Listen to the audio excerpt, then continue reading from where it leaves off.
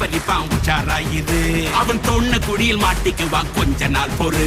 நீ விசுவாசியா கூட இருந்தா ஹார்ட்ல வைப்பேன். நீ வித்த காட்ட முடியாது நான் கொப்பனு கப்பேன்.